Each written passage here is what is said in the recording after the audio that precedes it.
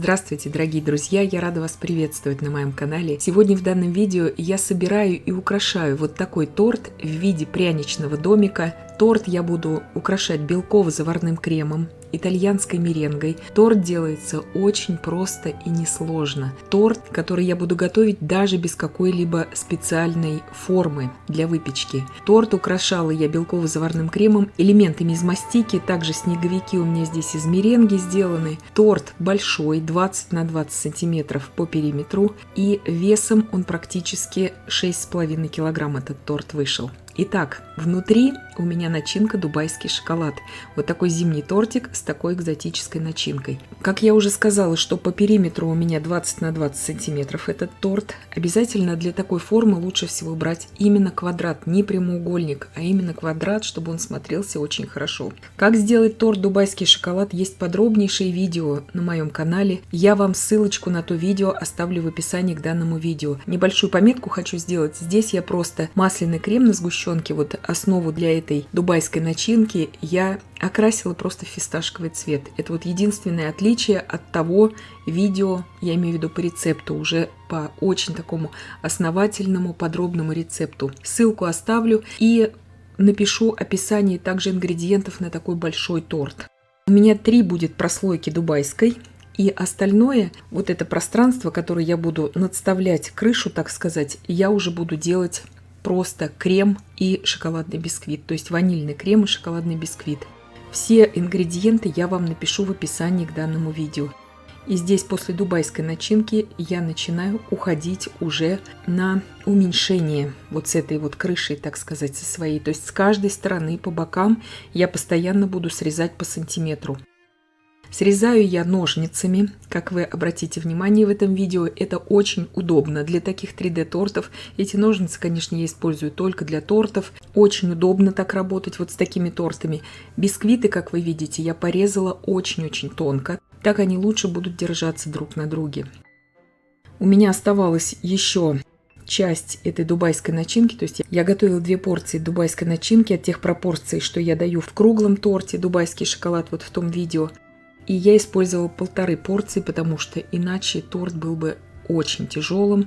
И я приняла решение все-таки делать сверху именно белый крем, то есть ванильный крем и шоколад. Сам бисквит я готовила, шоколадный бисквит на 12 яиц из расчета порции. Я просто выпекала его на противне. Просто противень 42 на 32 сантиметра. И из него я уже из этого бисквита вырезала вот эти 20 на 20 квадраты. И из остатков, то, что с боков у меня осталось, я вот эти вот обрезочки использую сейчас на эту крышу. То есть здесь самый удобный вариант – это именно отрезать ножницами уже непосредственно в процессе работы. И чтобы сделать вот такой именно атмосферный пряничный домик, нужно делать низкое основание и высокую очень крышу.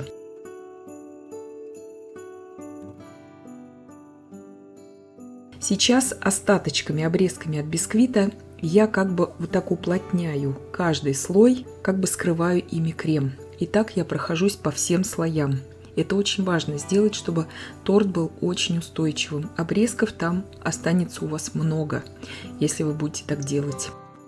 То есть шоколадный бисквит, ссылку на бисквит идеальный, который подходит для таких 3D-тортов, я вам тоже оставлю в описании к данному видео. И будете делать, если кто-то соберется делать такой торт, из расчета порции на 12 яиц, чтобы вам всего хватило. Вы можете не дубайскую начинку здесь делать, можете просто обычный торт с обычным кремом делать. Здесь я использую шоколадный крем на сгущенке просто, то есть 400 грамм сгущенки, 400 грамм масла сливочного и 2 столовые ложки просто какао. Еще не убирала ни на минуту в холодильник, покрываю сразу этим кремом на сгущенке шоколадным и уберу потом на ночь в холодильник. Это я делаю намеренно, чтобы потом покрыть его еще слоем ганаша. Ганаш очень хорошо связывает. Убираю сейчас в холодильник. Вот такой торт, такая заготовка у меня получилась. Сейчас ночь отстоится, буду покрывать ганашем шоколадным и уже буду сразу украшать. Ганашем покрывать нужно, потому что ганаш очень хорошо держит именно. И чтобы был нежнее при раскусывании, при нарезании этот торт, именно работаю снизу сначала масляным кремом на сгущенке. Итак, у меня прошла ночь, я достала торт из холодильника, 200 грамм шоколада молочного и 100 грамм растопленного сливочного масла. Все это перемешала, получился у меня ганаш именно для устойчивости. Покрываю весь торт этим ганашем. Все это делается элементарно, просто и быстро. Пропорции все напишу вам в описании к данному видео. Но торт получается тяжелым, большим. На большую компанию этот торт. Торт очень атмосферный и советую вам делать, если вы захотите делать именно пряничный домик, низкое основание делаем и высокую очень крышу. Это очень важно, иначе это будет смотреться уже не пряничным домиком, а обычным домом. Как сделать торт-домик из круглого бисквита, есть тоже подробное видео по сборке, по украшению на моем канале, ссылку оставлю в описании. Сейчас вырезала просто из бумаги вот такую форму для окон. Еще на незастывшем ганаше мастихином просто себе делаю такие как бы пометки. Это ни в коем случае не какая-то даже идет точная разметка, просто чтобы мне ориентироваться, как мне дальше делать. Здесь делаю для вот этого огромного стекла, для витражного. То есть делается это все, как вы видите, без всяких каких-то мудреных форм и так далее. Все из подручных материалов делаем. Здесь у меня крем, я смешала желтый с оранжевым цветом. Делаю основу для окон. И потом еще пройдусь оранжевым цветом сверху, именно для того, чтобы окна у меня были как бы светящиеся. Свет горит, огонь в доме. Заполняю сейчас все эти окна. Аккуратно шпателем маленьким, очень удобно здесь разравнивать. Все это потом еще у меня будет выравниваться, поэтому я делаю черновое как бы разравнивание. Вот теперь я взяла капельку оранжевого красителя, кипяченую воду и мастихином аккуратно уже начинаю как бы выравнивать эти окна. Как уж там получится, это уже как краска это распространится, так меня все это устраивать будет. Просто чтобы был такой как бы вид, что у меня в окошках горит свет или же даже где-то в камине горит огонь. То же самое делаю и с большим окном. Сейчас взяла маленькую кисточку, зеленый краситель, просто листовой зеленый, и постоянно омакивая кисточку в краситель, я делаю вот такие еловые ветки. Делаются они элементарно, просто и быстро.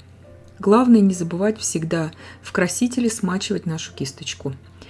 Краситель обычный гелевый, водорастворимый краситель развела обычной кипяченой водой. Не водкой здесь, просто красителем с водой. Сделала вот такую елочку. Мне кажется, ее даже ребенок нарисует. Сейчас оранжевым красителем делаю на елке украшения, чтобы их было видно просто.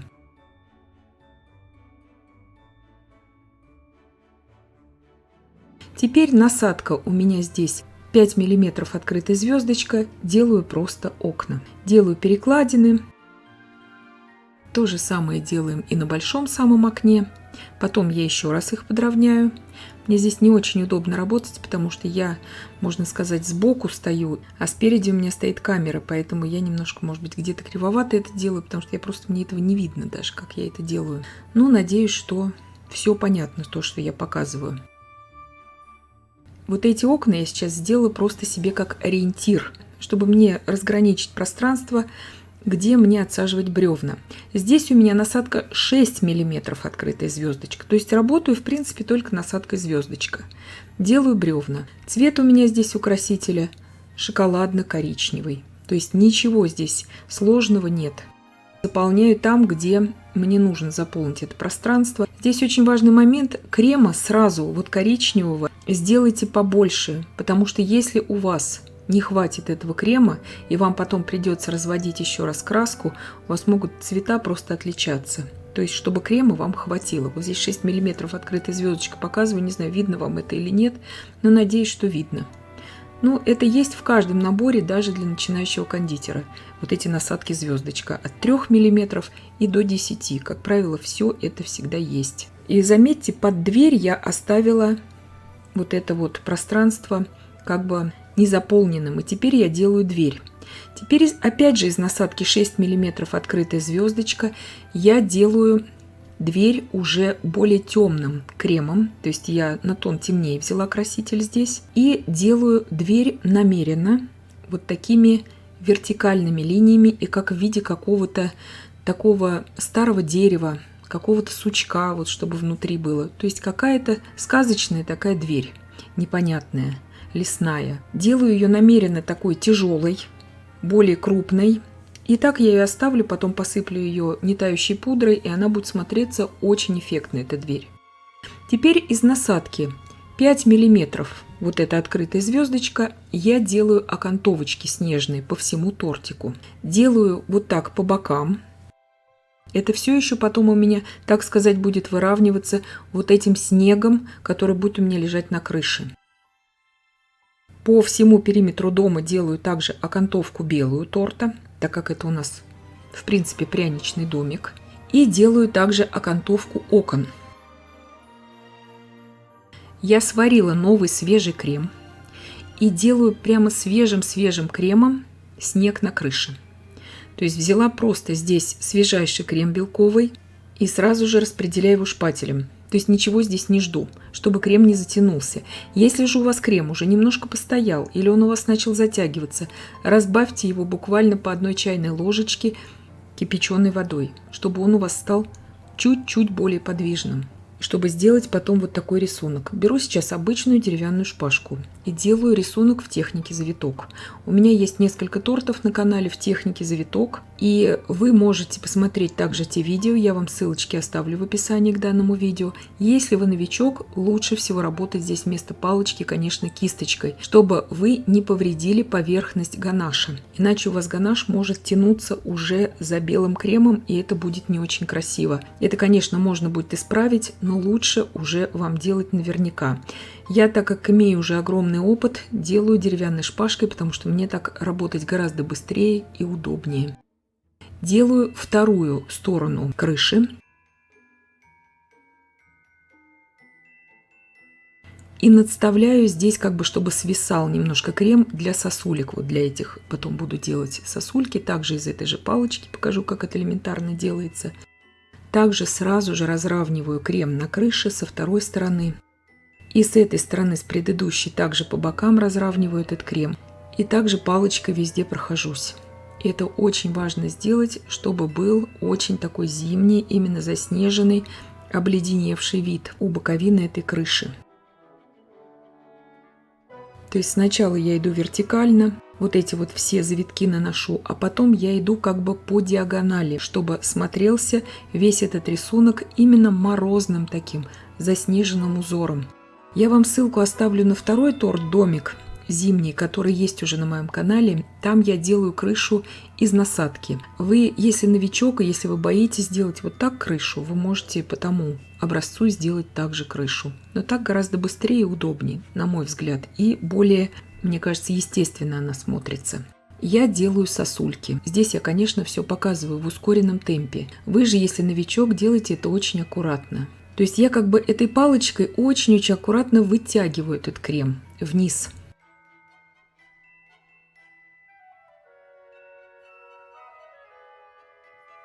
Делаю такую импровизированную трубу сейчас. Из того же крема, из той же насадки, что я делала бревна. Здесь я не преследую никакой инженерной точности с этой трубой. То есть здесь я делаю что-то такое сказочное, что-то, чтобы напоминало просто эту трубу. Делаю такое снежное обрамление у этой трубы. Делаю немножко основания у нее, чтобы она у меня зафиксирована была. И все. С трубой я завершаю. Просто, чтобы она как бы была у меня. И теперь начинаю уже делать окна. Также из этой же насадки 5 мм открытая звездочка, из обычного белого крема просто ставлю звездочки. Проще уже некуда. Я очень настоятельно всегда всем рекомендую заготавливать изначально, за какой бы торт вы ни брались, какие-то элементы украшений из мастики. Они очень помогают в определенной тематике, будь то цветочки, будь то снежинки. Всегда советую заготовить их заранее. Здесь у меня просто сахарная картинка. Из центра разглаживаю по бокам, как это всегда делается с сахарной картинкой, и делаю из этой же насадки 5 мм открытая звездочка обрамление. И начинаю выставлять свои снежинки, которые я уже заготовила и хорошо просушила заранее. Здесь вот эти голубые снежинки, они на самом деле более голубые. Здесь они смотрятся немножко как бы в цвет морской волны, вот благодаря темному фону. Снеговичков я сделала из безе. Как сделать вот таких снеговиков? Видео на то приготовление безе я вам оставлю в описании к данному видео. Подробнейшее видео есть на моем канале, как их сделать. Делаются они элементарно просто. Посыпаю весь торт очень аккуратно, не тающей пудрой. Боковины торта, то есть крышу, конечно, я здесь посыпаю из сита. Я как бы вот так вбрасываю слегка щепотками вот эту сахарную пудру на бока торта. Здесь у меня обычный рожок для мороженого. Крем я окрасила в зеленый листовой зеленый цвет. Насадка 8 мм открытая звездочка здесь у меня. Расчистила от нетающей пудры то место, где будет стоять елочка. Потом я ее еще раз посыплю. То есть елочка очень хорошо держится сейчас на самой подложке.